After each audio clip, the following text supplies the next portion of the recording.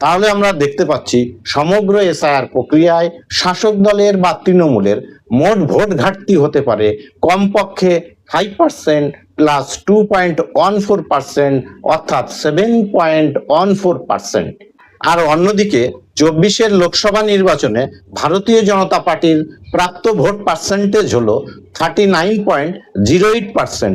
আর এখান থেকেই আপনারা সহজেই অনুমান করতে পারছেন 24-এর লোকসভা নির্বাচনের প্রাপ্ত মোট ভোট শতাংশ ধরে রাখতে পারলেই বিজেপির কেল্লা ফাতে। নমস্কার, এলিট পলিটিক্স চ্যানেলে আপনাদেরকে স্বাগত জানাচ্ছি। আপনাদের সঙ্গে রয়েছি আমি বিশ্বজিৎ। আজকে আপনাদের সামনে নিয়ে এলাম রাজ্য রাজনীতির অন্যতম একটি খবর নিয়ে। টাইটেল থাম্বনেল দেখে এতক্ষণে আপনারা অবশ্যই বুঝে গেছেন আলোচ্য বিষয় কি। যাই হোক, এই বিষয়টি আলোচনা করব চাক্ষুষ তথ্য সহযোগে, বিশ্লেষণ করব যুক্তি দিয়ে, কেননা বিষয়টি অত্যন্ত সেন্সিটিভ। ভাষা আলোচনা বা আন্দাজে ঢিল মারার কোনো জায়গা নেই। ভিডিওটি পুরোটা দেখার জন্য অনুরোধ করব সকলকে। তাহলেই আপনারা আসন্ন 2026 বিধানসভা নির্বাচনে কোন দলের কি সম্ভাবনা রয়েছে, কোন দলের সামনে কি বিপদ এবং নির্বাচনে তাদের কোন জায়গায় খাটতে হবে, কোন দল আসতে পারে ক্ষমতায়, সব প্রশ্নের উত্তর নিজেরাই বুঝতে বা বের করে নিতে পারবেন। 2026-এর নির্বাচনে এসআইআর কি কাল হবে তৃণমূলের? এই প্রশ্নের উত্তর জানার জন্য চলুন আমরা এসআইআর এর অন্তিম রেজাল্ট সম্পর্কে অবগত হই। 2025 ভোটার লিস্টে মোট ভোটার ছিল 7,60,10,006 জন। 16ই ডিসেম্বর 2025 তারিখে ইলেকশন কমিশন যে প্রথম ড্রাফট ইলেকট্রাল রোল প্রকাশ করেন, প্রাথমিক পর্যায়ে সেখানে মোট 58 লক্ষ ভোটার বাদ পড়েন।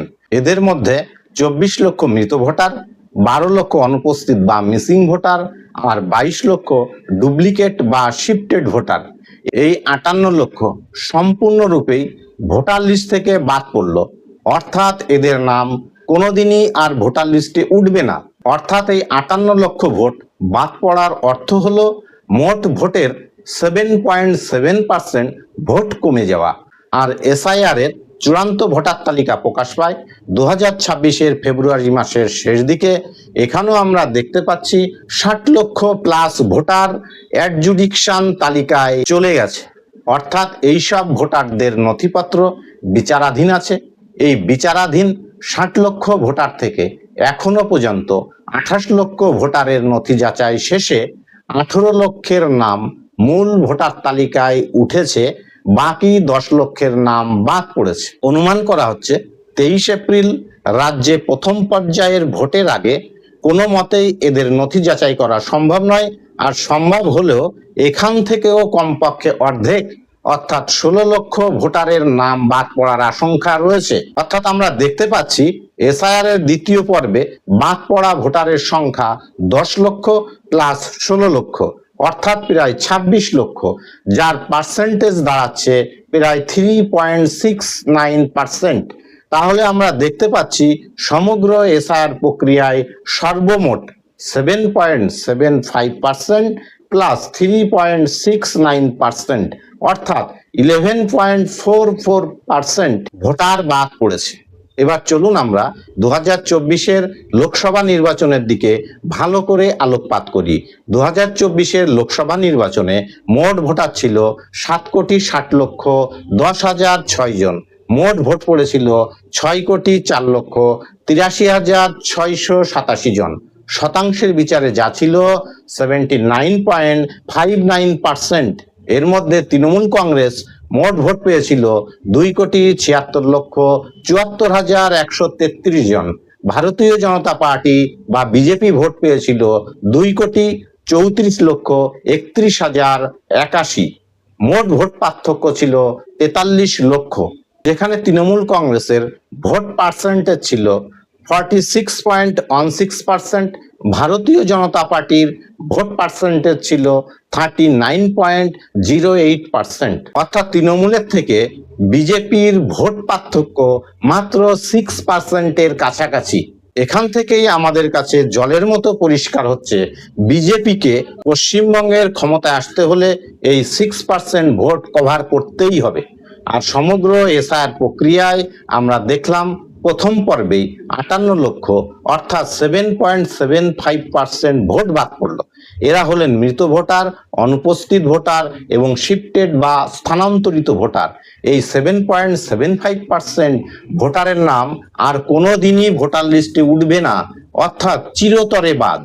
আর এই 7.75% ভোটারের ভোট শাসক দল তাদের ক্ষমতা বলে বিগত নির্বাচনগুলিতে রিগিং করত।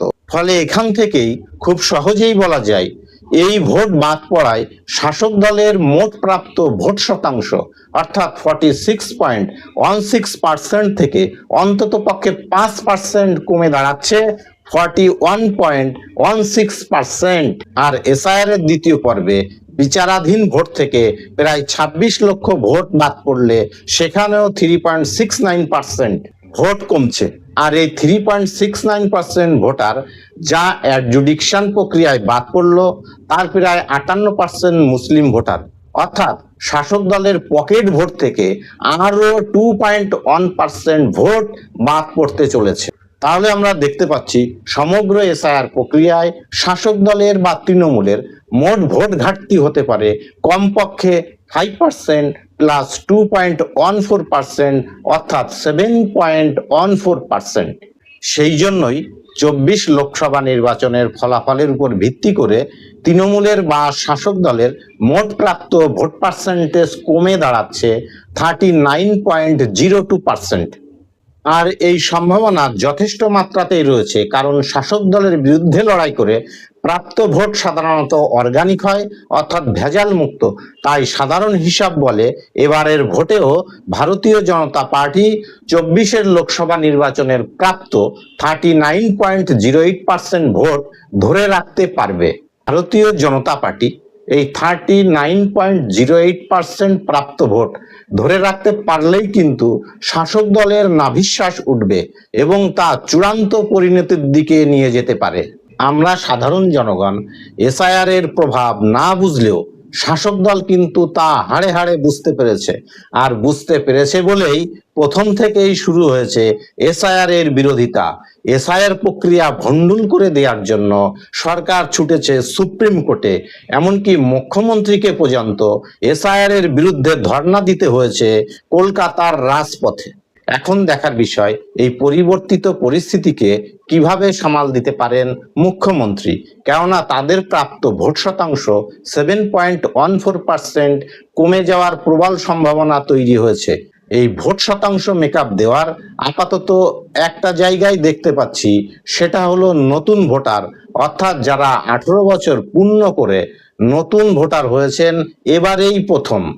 আর এই প্রচেষ্টা মুখ্যমন্ত্রী যথেষ্ট মাত্রায় শুরু করে দিয়েছেন বলেই মনে হচ্ছে, কেননা ভোটের আগেই তড়িঘড়ি তিনি যুবসাথী প্রকল্প চালু করে দিয়েছেন, যেখানে তিনি 21 থেকে 40 বছর বয়সীদেরকে প্রতি মাসে 1500 টাকা অর্থাৎ বছরে প্রায় 18,000 টাকা দেওয়ার প্রতিশ্রুতি দিয়েছিলেন, যা প্রথমে 15ই আগস্ট দেওয়ার কথা থাকলেও তা তড়িঘড়ি 7ই মার্চ থেকে দেওয়া শুরু হয়ে গেছে।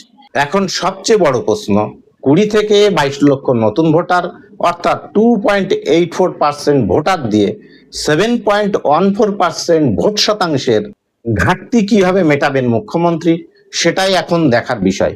কেননা বর্তমান জেনজিরা ভীষণ রকম সচেতন এবং বাস্তববাদী, ফলে কর্মসংস্থানের পরিবর্তে শুধুমাত্র ভাতাজীবী করে রাখলে তাদেরকে বশ করা যাবে কিনা, এটা একটা বিরাট বড় প্রশ্ন। পরিশেষে অবশ্যই মনে রাখবেন, আজকের আলোচনায় শেষ কথা নয়, কারণ রাজনীতির ময়দান সদা সর্বদাই পরিবর্তনশীল। শুধুমাত্র 2024 লোকসভা নির্বাচনের তথ্যের ভিত্তিতে একটা তুলনামূলক বিশ্লেষণ করলাম আপনাদের সঙ্গে। নির্বাচনের অনেক ডাইমেনশন থাকে, তার উপরেই তার ফলাফল নির্ভর করে। এখন দেখা যাক কোন ইস্যুকে সামনে রেখে 2026 বিধানসভা নির্বাচনে কোন দল এগিয়ে যায় আর কোন দল পিছিয়ে পড়ে, কোন দল পৌঁছাতে পারে মসনদে। আজকের আলোচনা এখানেই শেষ করছি।